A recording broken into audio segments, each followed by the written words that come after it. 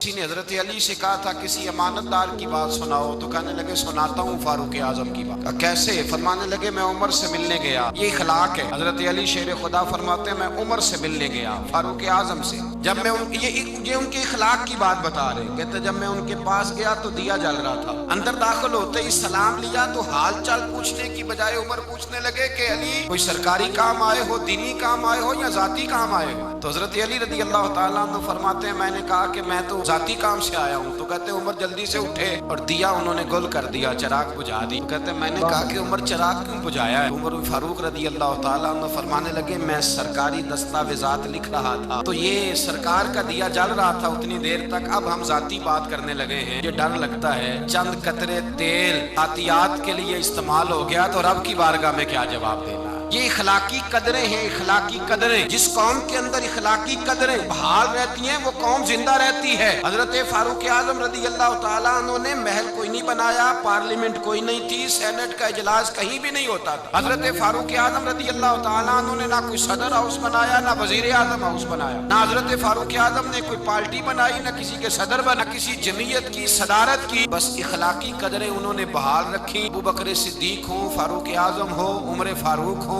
हजरत उस्मान गनी हो या मौला अली हो, इनके इखलाक और किरदार जिंदा हैं तो ये लोग कयामत के बाद भी जिंदा हैं। इखलाकी कदरें जिस कौम की जिंदा रहे, जो इखलाकी तौर पे मर जाए इखलाकी तौर पर। हजरत फारूक आजम रदी अल्लाह ताला अन्हु माले गनीमत। हजरत उस्मान कहते मैं छत पे खड़ा था तो एक आदमी को देखा, दोपहर का वक्त है, सख्त शिद्दत की धूप चमक रही, नंगे पांव एक बूढ़े को देखा, ऊंट हाँकता हुआ आ रहा है। मेरे दिल में ख्याल आया इस बूढ़े को मशवरा देता हूँ, कि जनाब छोड़ दें, ये आप इस उम्र में किस चक्कर में लगे हुए हैं, दुनिया सो रही है आप भी सो जाएं। कहते मेरे दिल में ख्याल आया कितना हरीस बूढ़ा है।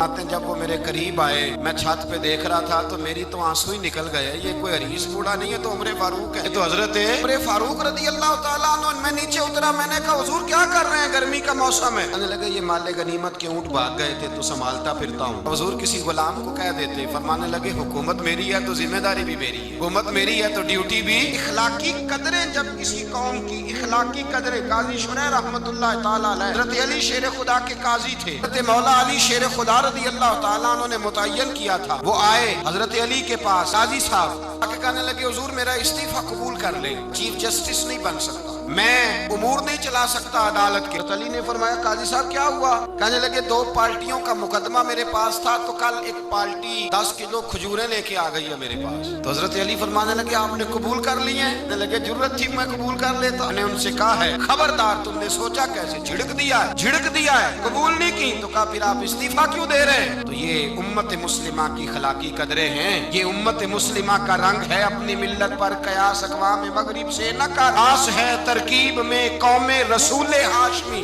कदरें हैं मिल्लत इस्लामिया की। हाजी साहब कहने लगे हुजूर उन लोगों ने मेरे बारे में सोच लिया है कि मैं रिश्वत ले सकता हूँ, वो सोच लिया है कि मैं पैसे पकड़ लूंगा, 10 किलो खजूरें ले आए। जिसके बारे में कौन सोच लेना कि रिश्वत ले सकता है, सोच भी ले, बंदा काजी बनने के काबिल है, काजी बनने के काबिल नहीं होता। लिहाजा उन्होंने चूंकि सोच लिया है, लिहाजा अब मैं अपने इखलाक को इतना बुलंद नहीं जानता कि मैं कुर्सी अदालत पर बैठकर मुकदमे कर जागे सोचे इस पहलू पर गौर करें। कटती हुई कदर कटती हुई और टूट कर बिखर गया सारा इखलाक, बरान से लेकर पियन तक। इस मिल्लत का रोना ये नहीं कि यहाँ सदर करप्ट आया है, वजीर आजम गलत आया है, विफाकी वज़रा बुरे आए। इस कौम का रोना ये है कि रेडी वाले के पास फल लेने जाओ तो सामने भले भले लगा लेता है और पीछे वाली साइड पे वो छुपा के बुरे फल लगा लेता है। इस कौम का रट्टा ये नहीं है कि इस कौम के अंदर है वो लोग ब्यूरोक्रेट थे, दौलतमंद थे, उन्होंने लूटा है। तो हाल ये है कि स्कूल के अंदर तो पढ़ाने वाले असातिज़ा और इलाज करने वाले डॉक्टर हैं, वो अपनी ड्यूटी को इतनी तवज्जो नहीं देते जितने अपने प्राइवेट इदारे और एकेडमी को तवज्जो दे। इखलाकी कदरें जिस कौम की पामाल होती है, मेरे रसूल पाक सल्लल्लाहु ताला अलैहि वसल्लम ने फरमाया याद रखो अगर तुमने अपने इखलाक सवार ली और तुम में से जिसका इखलाक सबसे अच्छा हो गया, की आदतें संवर गई, हुजूर फरमाते हैं रब उसे दिन को रोजा रखने वाले और रात को तहज्जुद पढ़ने वाले से ज्यादा अच्छा अजर अता फरमाएगा। इसने अपने इखलाक को अच्छा कर,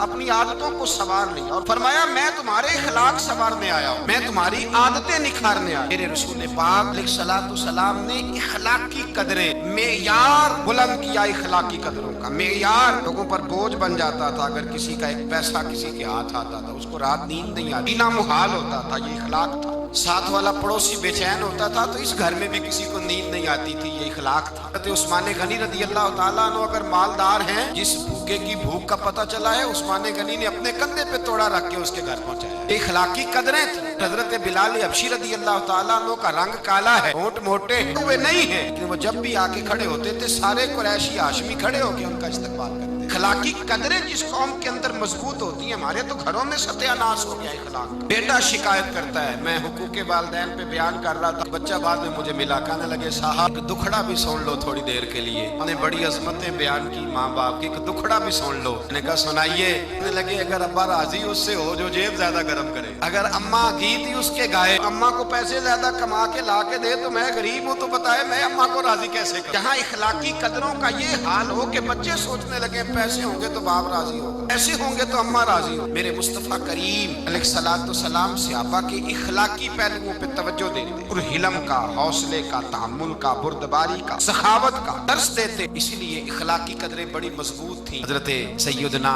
बिन ज़ैद बीमार हो गए। इमाम हुसैन को किसी ने बतला कि मेरे रसूल पाक का गुलाम बीमार हो गया है। हजरत इमाम हुसैन तीमारदारी करने गए, कदम रखा, उसामा हुजूर के महबूब थे, कदम रखा कमरे में, जनाब उसामा ने इमाम हुसैन का चेहरा देखा तो चीख ही निकल गई, तड़प के रोए, कहने लगे मेरी मौज नहीं लग गई, हुजूर के जलवे मुझे नजर आ गए। इमाम हुसैन अंदर दाखिल हुए तो जनाब उसामा बिन ज़ैद ने बाजू पकड़ा और सीने पे रख लिया। हजरत उसामा बिन ज़ैद तड़प के रोए। इमाम अली मकाम कहने लगे भाई रोते क्यों हो, बात बताओ। कहने लगे दुनिया छोड़ रहा हूँ पर 80 दिनार का कर्जा है, कोई भाई ना कोई सज्जन ना कोई दोस्त, असी किसी दे कुछ भी नहीं लगते ते ना कोई साडा दर्दी है कोई नहीं। सोचता हूँ कब्र पे बोझ लेके जाऊंगा, फिर क्या लफ्ज है क्या हुसैन है। लगे हुसैन आज अगर मुस्तफा करीम हयाते ज़ाहिरी में होते तो मैं जाके बाजू थाम लेता, कदमों में बैठ जाता। मेरा रसूल तो गैरों के भी बोझ उठा लिया करता है। इखलाकी कदरें देखिए। इमाम हुसैन फटाफट उठे, भी साथ था, गुलाम भी साथ थे, अब कुछ हो सकता था। हुसैन उठे गए, अपनी चादर में 80 दिनार डाल छुपाए और लेके आए, लाके हजरत उसामा बिन ज़ैद को दी। और पता क्या फरमाते हैं रात आए थे 80 दिनार, मैं कह रहा था मुझे तो जरूरत नहीं, पता नहीं रब करीम ने किसका नसीब मेरे घर भेज दिया है, मुझे तो हाजत नहीं थी, ये तो तेरे पैसे थे जो मेरे घर थे, मेरे रब ने ड्यूटी लगाई कि जा उसे दे के आ। इस कौम के अंदर इखलाकी कदरें बेदार होती, जिस कौम के अंदर इखलाकी कदरें बेदार होती, कौम का अंदाज बदल जाता है, कि रवैये तब्दील हो जाते हैं। रसूल पाक सल्लल्लाहु अलैहि वसल्लम ने फरमाया अल्लाह इखलाक को सूरत देता तो सबसे अच्छी सूरत अल्लाह इखलाक को अता फरमाता।